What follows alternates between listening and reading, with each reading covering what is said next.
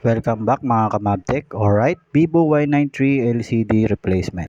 Shoutout po kay Sir Romel and nagtiwala siya sa atin para ipagawa ang kanyang Vivo Y93 LCD. And nakita ko nga dito sa kanyang cellphone is wala na yung kanyang sirang LCD and ang nakita na lang natin is flex. So bakbakin na natin at baklasin na natin lahat para makita natin kung mayroong ibang na damage sa loob ng unit. Hindi natin to pwedeng madaliin at siguradong mag-aabono tayo at ngingiwi ang ating mga pisngi dahil sa ating pag-aabono. Sa mga nagpa-practice pa lang dyan at nanonood ng aking video and nanonood ng YouTube, gumamit po tayo ng proper tools para maiwasan po natin ang pagkasira ng unit ng ating customer. And bago ang lahat, kailangan natin na kung paano natin siya binaklas, ganun din natin siya ikakabit at lagi natin tatandaan yung mga tornilyo hindi pwedeng magkulang at hindi rin pwedeng sumobra. Alright. Bali nagkita kami ni Sir sa Moranto Corner, Banawe. At ayaw niya talaga ipaiwan pa yung kanyang cellphone dahil syempre kakakilala lang natin niya at kakachat niya lang sa atin at andyan agad tayo sa kanyang location. And dahil nga no choice siya, kailangan niya ng mga gamit and pinagkatiwala niya sa atin itong kanyang unit and sabi niya ingatan daw natin and may tiwala naman daw siya sa atin and dali-dali ko na tong ginawa at binigyan ko siya ng assurance na in case na mayroong mangyari sa kanyang cellphone at nag-request ako sa kanya na baka pwedeng i-vlog ko ang kanyang cellphone dahil ito po ang aking content, mag-repair and mag-home service sa iba't ibang lugar around QC po and pwede rin po sa ibang lugar. Kaso po syempre may additional tayo dahil sa ating gas na ginagamit and medyo may kamahalan na rin at nakakabutas na ng ating bulsa. And masyadong magastos ang commute kaya po nagmotor po tayo para po mapabilis ang ating pagbili ng parts.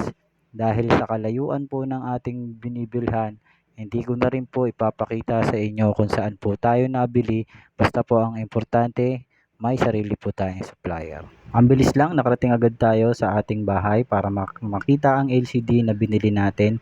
Kapansin-pansin na meron po siyang seal. Yan po ang katibayan na dun po natin siya ibinili. Pag tinanggal po natin yan, mawawala na po ang warranty natin.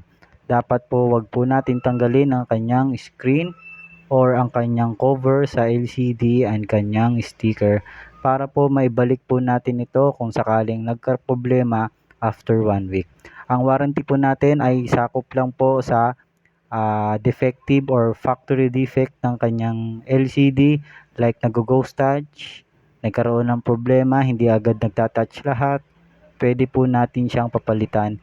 And ang warranty po natin is nagtatagal lang ng 1 week. After 1 week, hindi na po siya tatanggapin. At dapat po hindi po madungis ang inyong LCD.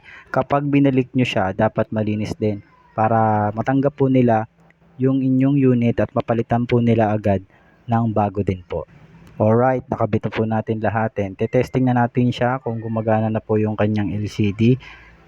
Kailangan natin ingatan ang pagkakabit ng LCD dahil hindi natin alam or hindi natin dapat binabaliwala. Dapat din natin i-check ang paglalapag natin ng LCD kung meron bang nakaharang o meron po bang alanganin na paglalagay. Kailangan maayos po natin siyang mailapag bago po natin siya takpan, bago po natin siya i-cover, bago rin natin siyang i-on.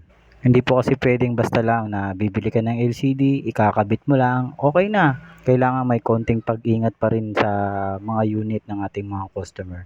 Dahil once na nagkamali ka ng pagkalapag at merong naiwan tornilyo at nasungkit nyo pa ng panungkit ninyo, abono talaga at luging-lugi ka pa sa iyong labor pay.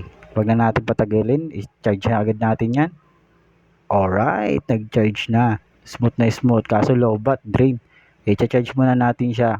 Habang charge natin, ibalik na natin yung mga tinanggal natin at lagyan na natin ng screw ang kanyang ilalim. Ibalik na rin natin ang kanyang SIM slot and check na natin kung gumagana or nag-attach lahat. Okay, alright. And please like and share and click the below button and subscribe.